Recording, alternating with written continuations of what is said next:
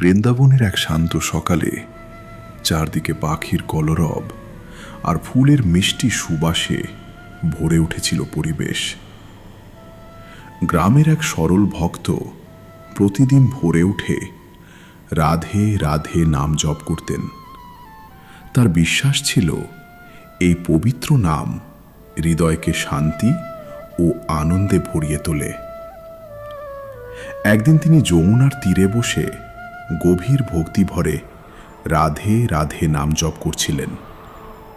তখন হঠাৎ যেন বাতাসে এক অপূর্ব মাধুর্য ভেসে এলো। মনে হলো দূরে কোথাও বাঁশির মধুর সুর বাজছে। সেই সুরে ভরে উঠল তার মন। ভক্তটি অনুভব করলেন যেন প্রভু কৃষ্ণ তার ভক্তির ডাকে সাড়া দিয়েছেন। ভক্তি ও ভালোবাসার শক্তি এত গভীর যে শুধুমাত্র নাম স্মরণ করলেই হৃদয়ে শান্তির আলো জ্বলে ওঠে। রাধা ও কৃষ্ণের পবিত্র প্রেম আমাদের শেখায় ভক্তি, ভালোবাসা ও সত্যের পথেই রয়েছে জীবনের প্রকৃত আনন্দ।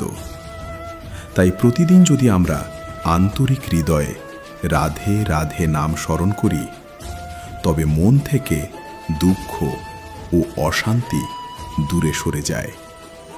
ভক্তির আলোয় জীবন হয়ে ওঠে পবিত্র ও আনন্দময়। রাধে রাধে।